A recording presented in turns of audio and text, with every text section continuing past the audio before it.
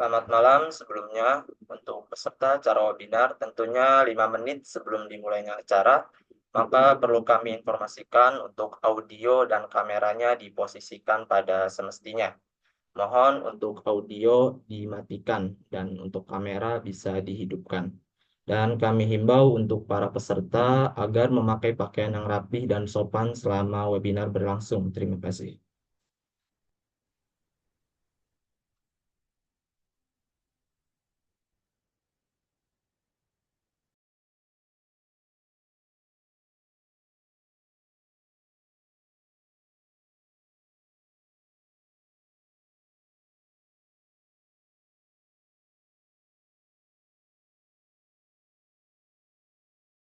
Oke,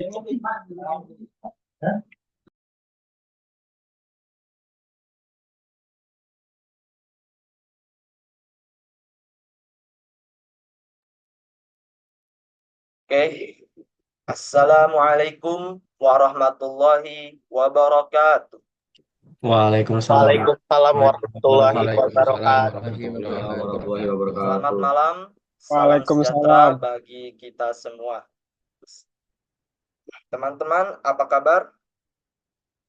Semoga teman-teman semua dalam keadaan sehat walafiat. Dan teman-teman yang sedang sibuk dengan tugas-tugasnya, semoga tugas-tugasnya dilancarkan dan selesai pada waktunya. Pertama-tama yang kami hormati Bapak Fadil Hamdani, STMT, selaku dosen pengampu mata kuliah pengantar teknologi informasi. Dan tentunya dengan teman-teman yang kami banggakan, peserta webinar yang sudah hadir pada malam hari ini. Kami ucapkan terima kasih atas partisipasi kalian. Dengan antusias kami, pada kesempatan hari ini, saya Muhammad Naufal Lutfi yang akan memandu acara webinar pada malam hari ini hingga sampai selesai nanti. Baik rekan-rekan semuanya, sebelum kita mulai acara webinar ini, kami akan memperkenalkan narasumber dan anggota dari kelompok kami. Perkenalkan kami dari kelompok 3A. Di sini kami akan memaparkan materi seputar networking and communication. Yang pertama ada saya sendiri, Muhammad Naufal Lutfi selaku moderator, dan ditemani dengan 3 pemateri kami pada malam hari ini. Yang pertama ada Saudara Atala Nabil Putra Sisko selaku pemateri 1. Dan selanjutnya ada Saudara Muhammad Afif Ibadur Rahman selaku pemateri 2. Dan kemudian ada Saudara Rifat Arik Gunawan selaku pemateri 3. Dan tentunya acara ini tidak akan berjalan tanpa adanya operator. Jadi untuk 2 operator dari kelompok kami, yaitu yang pertama ada Saudara Akbar Al-Farizi, dan yang kedua ada Saudara Nayaka selaku operator juga. Dan selanjutnya dari kelompok kami juga ada Notulen yang juga nantinya mereka akan merangkum rangkaian kegiatan webinar pada malam hari ini. Yaitu ada Saudara Muhammad Hikal Yusuf selaku Notulen 1. Dan yang kedua ada Rizky Ramadan Siregar selaku Notulen 2. Baik, tanpa berlama-lama lagi, langsung kita masuk ke penyampaian materi. Mari kita sambut narasumber pertama kita atau pemateri pertama kita, yaitu Saudara Atala Nabil Putra Sisko. Kepadanya kami persilahkan. Baik, Assalamualaikum warahmatullahi wabarakatuh. Waalaikumsalam. Waalaikumsalam warahmatullahi wabarakatuh. Waalaikumsalam Halo warahmatullahi semuanya, di wabarakatuh. sini saya selaku pemateri akan menjelaskan kepada kalian communication dan juga networking. Tapi sebelum itu, di sini saya akan menjelaskan apa itu jaringan komputer. Jaringan komputer sederhananya adalah sistem yang menghubungkan berbagai perangkat seperti komputer, ponsel, dan perangkat lain agar bisa berbagi berbagai sumber daya. Bayangkan jaringan komputer seperti sebuah komunitas. Perangkat yang bisa saling berbagi data perangkat keras seperti printer, atau bahkan perangkat lunak. Nah, ini membuat hidup kita menjadi lebih mudah karena perangkat bisa berkomunikasi satu sama lain, baik itu dalam skala kecil, di rumah, atau kantor, hingga skala besar seperti internet. Lanjut, operator. Nah, jaringan juga memiliki beberapa aplikasi. Contohnya yang pertama itu ada internet, yaitu jaringan terbesar yang selalu kita gunakan setiap hari. Pasti teman-teman selalu kan menggunakan internet kan? Nah, internet merupakan suatu jaringan yang dimana kita dapat mencari informasi, berkomunikasi, serta melakukan transaksi. Internet ini mencakup berbagai banyak hal yang dapat kita lakukan dimanapun, kapanpun, dan apapun. Lalu yang kedua itu ada layanan telepon. Lewat jaringan, baik jaringan tradisional maupun FEOP, kita bisa melakukan panggilan suara dan video. Jadi, dengan adanya layanan telepon, walaupun kita berada, misalkan kita ada di Jakarta, lalu kita ingin menelpon saudara kita yang berada di luar negeri, itu bisa langsung terhubung hanya menggunakan jaringan. Lalu yang ketiga itu ada siaran TV dan radio, itu digunakan untuk menyebarkan siaran secara luas ke masyarakat. Itu tuh menggunakan jaringan antena, kalau kalian tahu teman-teman. Jadi kita bisa menonton secara live langsung dari studio siaran TV dan radio, dan langsung ada di tempat kita. Lalu yang keempat itu ada GPS atau Global Positioning System. Sistem navigasi ini memanfaatkan satelit untuk menentukan lokasi geografis dengan akurat. Contohnya saja seperti Google Map, teman-teman yang kalau misalkan teman-teman nih lagi jalan-jalan nih, terus nggak tahu kan, aduh kesesat atau kemana, kita bisa menggunakan Google Map yang menggunakan aplikasi jaringan GPS. Lalu yang kelima tuh ada telecommuting. Dengan ini kita bisa bekerja dari jarak jauh, misalnya dari rumah, namun tetap terhubung dengan jaringan komputer. Jadi telecommuting itu seperti mirip-mirip dengan jaringan internet. Jadi kita tuh bisa terhubung dari rumah ke kantor hanya menggunakan jaringan secara real time. Lalu yang terakhir itu ada sistem pemantauan. Itu berguna untuk melacak lokasi atau kondisi tertentu seperti pemantauan kesehatan dan pelacakan kendaraan. Nah, sistem pemantauan ini seperti ya mirip-mirip juga dengan GPS. Itu tuh seperti misalkan kita ada, kalau misalkan kita mobil kita taruh sistem GPS atau sistem pelacak. Jadi nanti kita tahu walaupun kita misalkan parkir, kita lupa nih parkir di mana. Tapi karena kita sudah taruh sistem pelacak, jadi kita bisa tahu letak itu di mana. Hanya dengan menggunakan jaringan. Seperti itu. Lanjut, operator. Lalu yang ketiga tuh ada karakteristik jaringan. Yang pertama tuh ada kabel atau nikrabel. Ada jaringan yang menggunakan kabel fisik, dan ada juga yang menggunakan sinyal radio. Contohnya saja jaringan kabel. Itu tuh media menggunakan kabel fisik seperti UTP, STP, koaksial, atau fiber optik untuk mengirimkan data. Nah, keuntungannya ini juga, itu tuh dia memiliki kecepatan yang tinggi, stabilitas tinggi, keamanan lebih baik, karena data terisolasi dengan kabel. Tapi dia memiliki kekurangannya juga tuh, yaitu fleksibilitasnya itu terbatas, lalu biaya instalasinya bisa lebih tinggi, dan sulit untuk berpindah-pindah. Lalu ada jaringan nikrabel, itu tuh media, itu menggunakan gelombang radio untuk mengirimkan data. Keuntungannya, fleksibilitasnya tinggi, mudah dikonfigurasi, dan tidak memerlukan kabel fisik. Tetapi kekurangannya tuh, kecepatannya bisa dipengaruhi oleh gangguan, rentan terhadap interferensi, keamanannya bisa lebih rendah jika tidak dikonfigurasi dengan baik. Lanjut, yang kedua itu ada topologi. Topologi ini adalah pola jaringan seperti bus, yaitu semua perangkat terhubung pada satu kabel utama. Sederhana, tapi rentan terhadap gangguan. Lalu itu ada star, itu semua perangkat terhubung ke satu perangkat pusat, hub atau switch, yang lebih reliable dibanding bus. Lalu yang terakhir itu ada ring, perangkat terhubung membentuk lingkaran. Data berjalan searah. Lalu masih ada lagi mesh, setiap perangkat terhubung langsung ke semua perangkat lainnya, sangat reliable, tapi kompleks dan mahal. Lalu yang ketiga itu ada arsitektur. Arsitektur sendiri adalah struktur hubungan antar perangkatnya, apakah berbasis client server atau peer-to-peer atau P2P. Nah, client server itu adalah salah satu atau lebih server yang menyediakan layanan dan banyak klien yang mengakses layanan tersebut. Contoh itu ada web server dan email server. Lalu kalau untuk peer-to-peer atau P2P, semua perangkat memiliki peran yang sama, dapat bertindak sebagai klien maupun server. Contohnya adalah jaringan file sharing. Lalu yang terakhir ada ukuran dan area jangkauan. Dari jangkauan yang kecil, seperti LAN, hingga yang sangat luas seperti WAN. Contohnya, kalau LAN itu adalah jaringan dalam satu gedung atau area terbatas seperti kantor.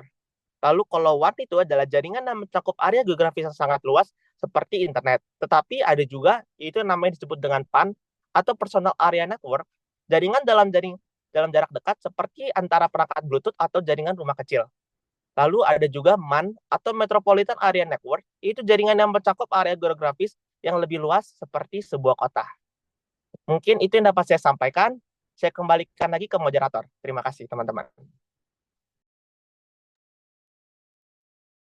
Fanaqulu li akhina al-mukarram atalana bil putra Sisko syukran wa jazakallahu khairan ala ma tafaddala bi wa nafa'allahu fi ilmina wa ummatin nasi ajmain. Kami ucapkan terima kasih kepada saudara yang terhormat Atala Nabil Putra Sisko atas pemaparan materinya. Semoga ilmu yang tadi disampaikan bermanfaat bagi kita semua. Wa nastamir ila al-mutakallim tsani ala wa huwa li akhina al-mukarram Muhammad Afif Ibadur Rahman. Falyatafaddal mashkura wa ma'jura. Selanjutnya pemaparan materi kedua yang akan disampaikan oleh Muhammad Afif Ibadur Rahman. Kepadanya kami persilahkan. Terima kasih kepada moderator atas kesempatannya. Oke, untuk selanjutnya itu ada media transmisi jaringan.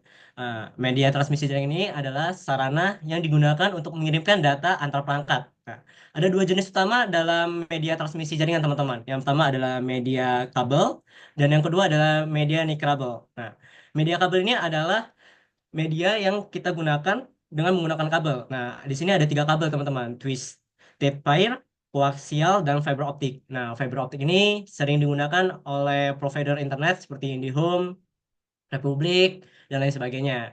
Nah, setiap jenis kabel ini punya karakteristik yang berbeda-beda, seperti kecepatan, jangkauan, dan ketahanan terhadap gangguan.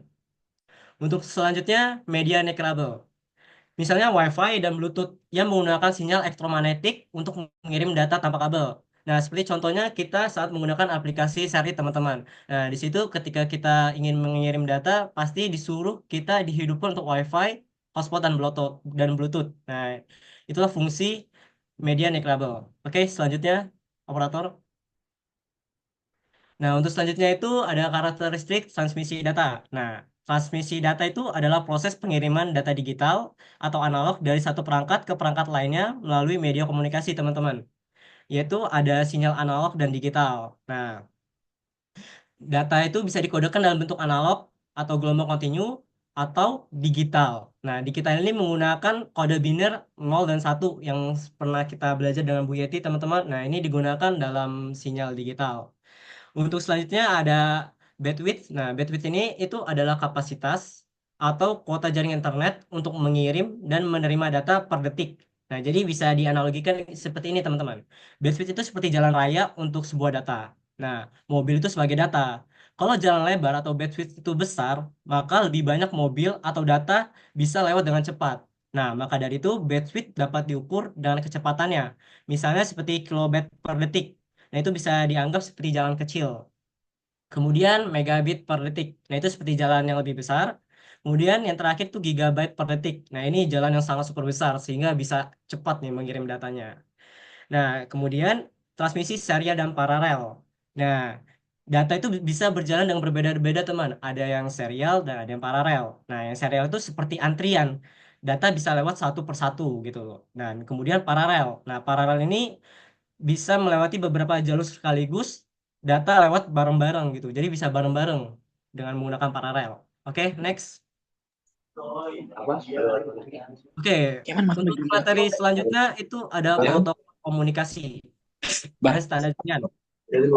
Dalam jaringan komputer itu, protokol adalah aturan atau tata cara komunikasi yang memungkinkan perangkat yang berbeda untuk saling berkomunikasi. Nah, tanpa protokol, perangkat tidak dapat bertukar informasi secara efektif, teman-teman.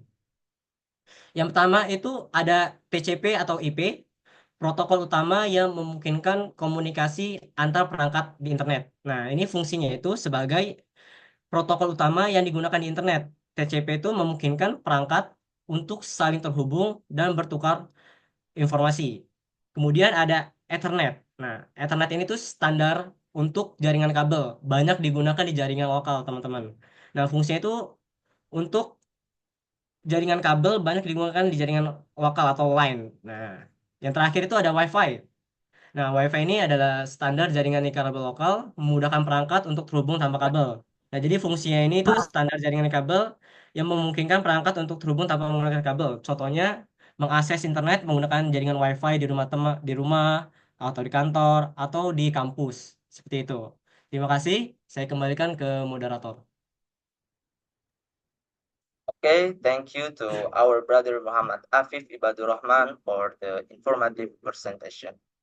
Next, the last but not the least speaker to our brother Rifat Arif Gunawan. Please take your time.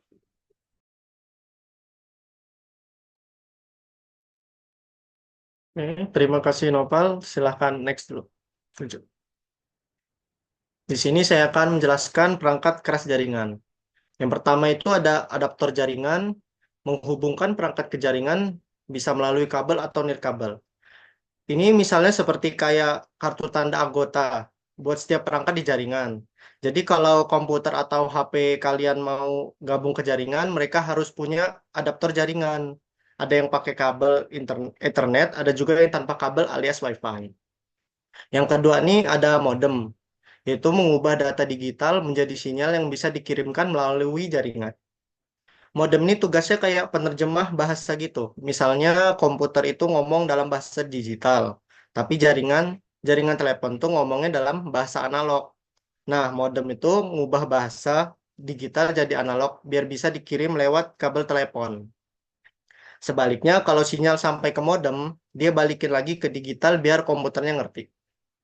Selanjutnya itu ada switch dan router, yaitu mengelola lalu lintas jaringan, menghubungkan perangkat, dan memastikan data sampai ke tujuan. Switch ini kayak traffic light kalau di dalam jaringan lokal atau LAN. Dia memastikan data dari satu perangkat bisa nyampe ke perangkat lain tanpa bertabrakan. Misalnya kalau ada 5 komputer di kantor yang nyambung ke switch, dia bakal ngatur arus datanya biar tidak bertabrakan. Kalau router, switch itu kerja di dalam rumah. Nah, router itu untuk dia misalnya seperti penjaga gerbang. Dia yang nyambungin jaringan lokal kita ke dunia luar. Dunia luar itu internet maksudnya. Selain itu, router juga pintar milih jalur terbaik buat ngirim data. Yang keempat adalah perangkat keamanan, seperti firewall untuk melindungi jaringan dari ancaman eksternal. Nah, ini penting banget buat melindungi jaringan dari orang jahat kayak hacker atau virus. Contohnya firewall. Dia kayak penjaga pintu, ngecek setiap ada yang masuk atau keluar. Jadi dia yang mengizinkan boleh lewat atau enggak. IDS dan contoh yang kedua itu ada IDS dan IPS. IDS itu tugasnya memantau kalau ada yang mencurigakan. Dia langsung ngasih peringatan atau alarm gitu. Kalau IPS lebih proaktif, dia langsung blokir kalau ada serangan. Next, operator.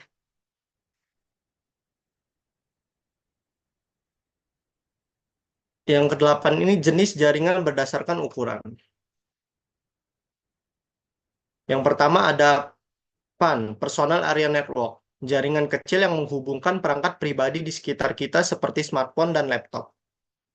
Nah, ini jaringan yang super kecil. Biasanya cuma buat perangkat pribadi kamu sendiri. Misalnya, HP kamu nyambung ke Bluetooth di TWS gitu.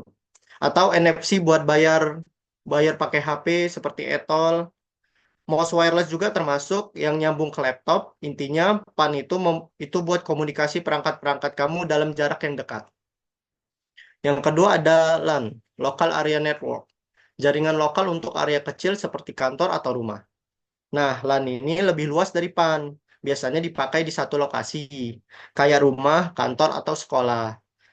Contohnya itu kayak WiFi, di rumah disambungin ke laptop, HP, atau smart TV.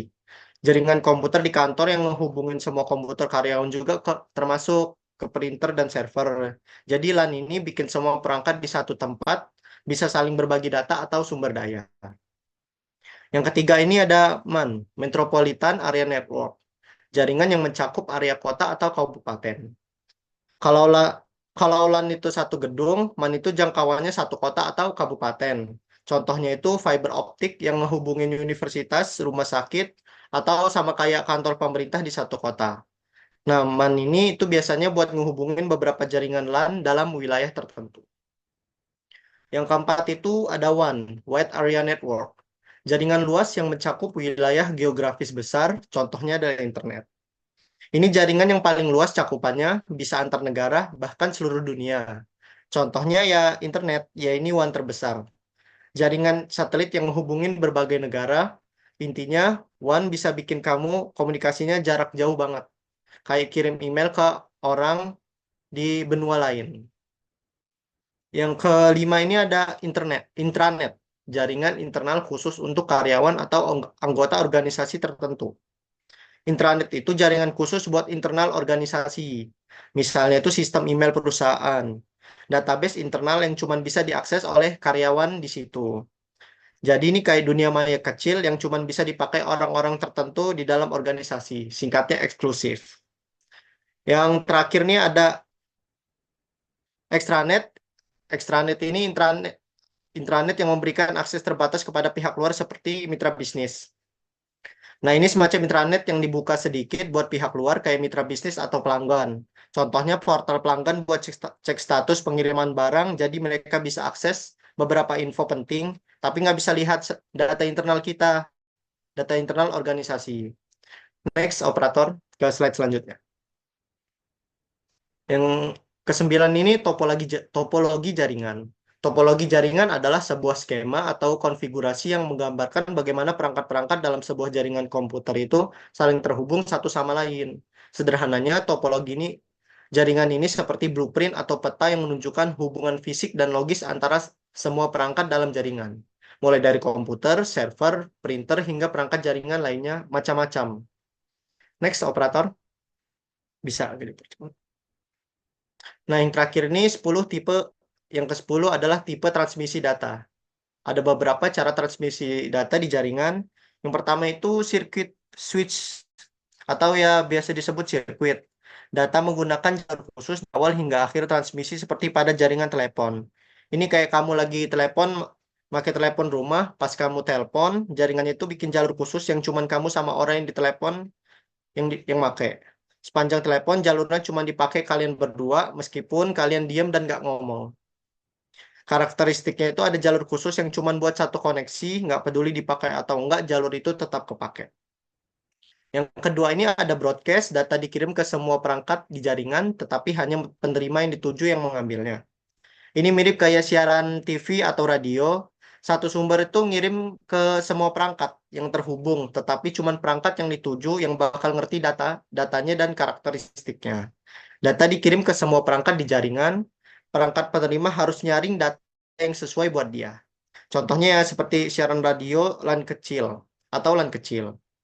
Yang ketiga ini ada paket switch, ya biasa disebut paket. Data dibagi menjadi paket-paket kecil yang dikirim secara independen seperti pada internet. Ini cara kerja internet, data kamu dipotong-potong jadi paket-paket kecil. Tiap paket ini punya alamat tujuan dan bisa lewat jalur yang beda-beda untuk sampai ke tempat tujuan. Kayak kurir, nanti paket-paket ini dirakit lagi jadi data utuh. Karakteristiknya itu data dipecah jadi paket-paket kecil, paket-paketnya bisa lewat jalur yang berbeda untuk sampai ke tujuan. Contohnya adalah internet dan jaringan data seluler. Sekian dari saya. Selanjutnya diserahkan kembali kepada operator. Terima kasih. Oke, terima kasih banyak kepada Saudara Rifat Arik Gunawan atas materi yang sangat menarik untuk disampaikan. Nah, jadi setelah kita mendengarkan pemaparan materi dari 3 narasumber kita nih, wah tentunya banyak tadi poin-poin penting yang telah disampaikan. Selanjutnya kita akan masuk ke sesi diskusi dan tanya jawab. Bagi para peserta yang ingin bertanya, silahkan dapat menggunakan fitur raise hand. Atau jika tidak memungkinkan, bisa disampaikan pertanyaan tersebut melalui kolom chat. Kami akan memilih setidaknya 3 pertanyaan untuk dijawab oleh narasumber atau pemateri. Baik, ada yang bertanya?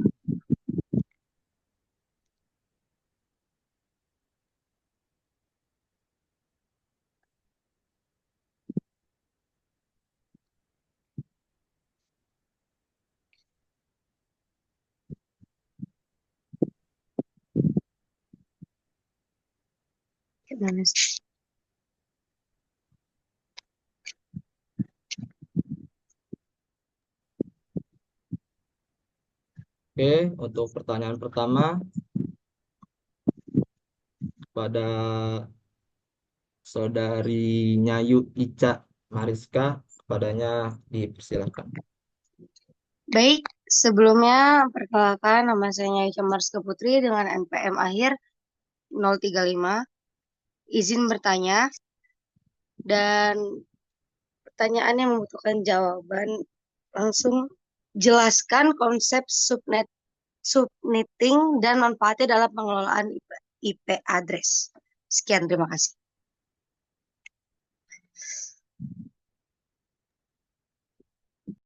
Oke, untuk pertanyaan pertama akan kita tampung terlebih dahulu.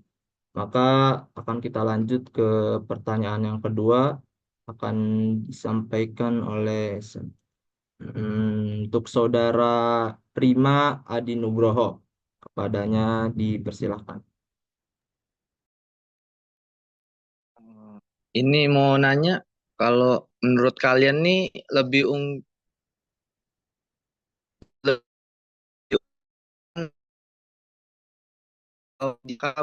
dalam ngirim video kayak gitu, Pian.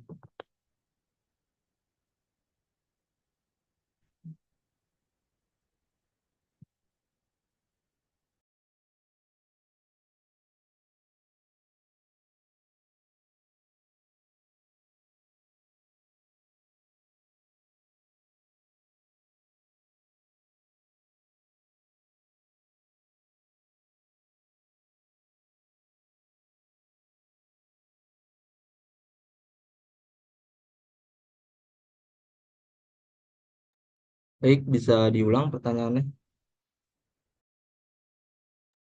untuk Saudara Prima. Atau jika tidak memungkinkan bisa ditulis pertanyaannya di kolom chat. Baik.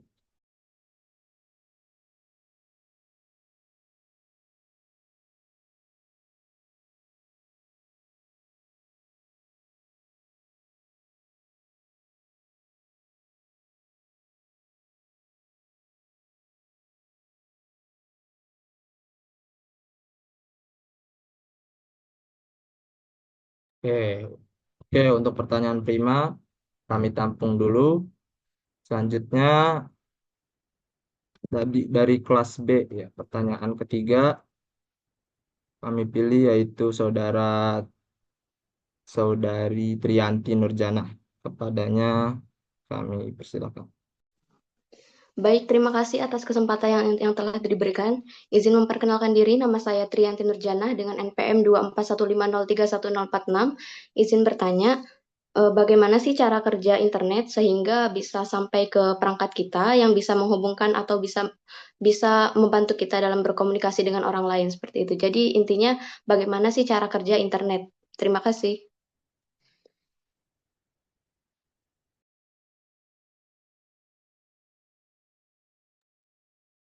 Oke, untuk pertanyaan ketiga sudah disampaikan. Dan untuk penanya yang lain, mohon maaf karena pada sesi kali ini hanya 3 pertanyaan. Mungkin bisa di lain kesempatan ya. Jadi untuk pertanyaan pertama akan dijawab oleh Saudara Atala Nabil Putra Sisko. Kepadanya kami persilakan. Baik, ini pertanyaan yang cukup bagus ya, karena tadi belum sempat kami singgung tentang subnetting. Di sini saya akan menjelaskan apa itu subnetting. Subnetting merupakan proses membagi sebuah jaringan IP besar menjadi beberapa jaringan yang lebih kecil yang disebut subnet. Proses ini melibatkan pemodifikasian subnet max untuk menentukan seberapa banyak alamat IP dalam setiap subnet. Subnetting itu memungkinkan administrator jaringan untuk mengelompokkan perangkat berdasarkan kebutuhan atau lokasi tertentu. Nah, untuk konsep dasarnya ini, yang pertama itu tuh ada IP address, itu alamat unik yang digunakan untuk mengidentifikasi perangkat di jaringan. Lalu ada subnet mask, itu parameter yang menentukan bagian dari IP address yang digunakan untuk identifikasi jaringan atau network dan bagian untuk perangkat atau host. Contohnya itu ada kode IP 192.168.1.0 dengan subnet max 255.255.255.0. Nah, itu tuh memiliki 256 alamat IP dari 0 sampai 255. Lalu di mana 254 dapat digunakan untuk host. Lalu yang ketiga tuh ada CIDR notation, representasi singkat dari subnet mask. Seperti per 24 untuk subnet mask 255.255.255.0. Nah, dengan subnetting ini, IP address dipecah menjadi blok-blok yang lebih kecil. Lalu manfaat subnetting itu tuh yang pertama, efisiensi penggunaan IP. Lalu yang kedua itu untuk keamanan, subnetting itu dapat memisahkan jaringan secara logis sehingga meningkatkan keamanannya. Lalu yang ketiga itu ada reduksi traffic, yaitu memisahkan jaringan ke dalam subnet untuk mengurangi lalu lintas broadcast. Lalu yang terakhir itu ada manajemen yang lebih baik.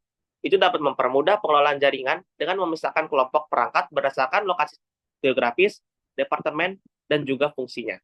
Terima kasih.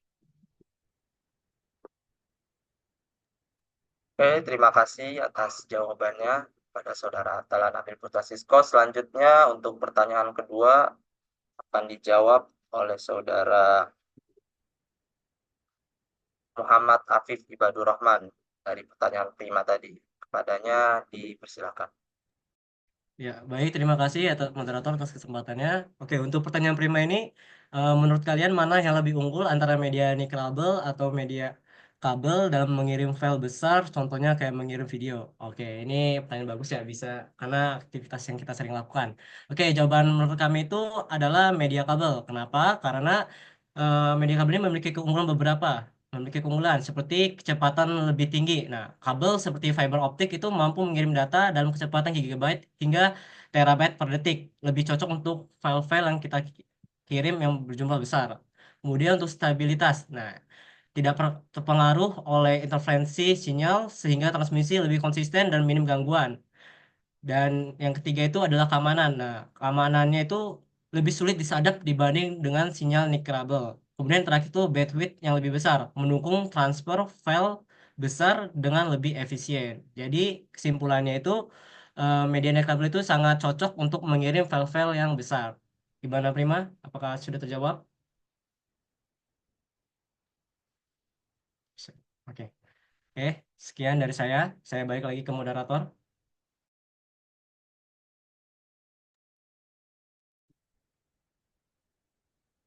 Oke, terima kasih Saudara Afif Ibadur Rahman atas jawabannya. Selanjutnya kita masuk ke pertanyaan yang ketiga, tadi disampaikan oleh Saudari Trianti Nurjana, akan dijawab oleh Saudara Rifat Arik Gunawan. Kepadanya kami silakan. Oke, saya akan menjawab pertanyaan dari Trianti, yaitu jelaskan cara kerja internet agar masuk ke perangkat kita ya. Yang pertama itu permintaan dikirim.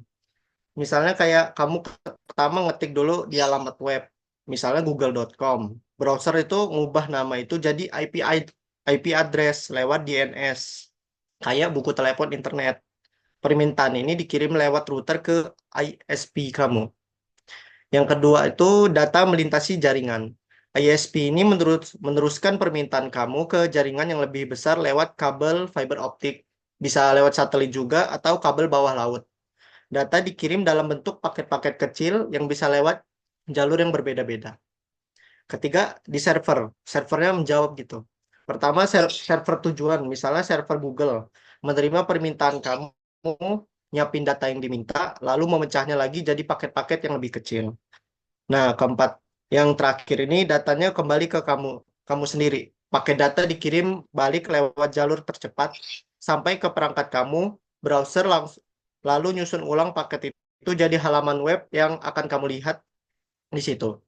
Intinya, internet itu seperti sistem pos global di mana data dikirim, diproses, dan dikembalikan dalam hitungan detik lewat jaringan super besar yang saling terhubung. Apakah jelas? Cukup, Atau terima kurang? kasih. Terima kasih. Oke, Kembali ke terima operator. kasih kepada Saudara Rifat Arik Gunawan atas jawabannya. Demikian mungkin rangkaian acara webinar kita pada malam hari ini. Kami ucapkan terima kasih yang sebesar-besarnya pada para narasumber kita atas materi yang telah disampaikan. Dan untuk link kehadiran bisa di-scan barcode yang ada di layar itu. Semoga apa yang kita diskusikan hari ini membawa manfaat dan inspirasi bagi kita semua. Sebelum mengakhiri, izinkan saya juga menyampaikan permohonan maaf apabila terdapat kekurangan selama saya memandu acara ini. Sampai jumpa di kesempatan berikutnya. Tetap jaga kesehatan. Semoga sukses selalu. Terima kasih. Wassalamualaikum warahmatullahi wabarakatuh. Waalaikumsalam warahmatullahi wabarakatuh. Waalaikumsalam warahmatullahi wabarakatuh. Waalaikumsalam warahmatullahi wabarakatuh.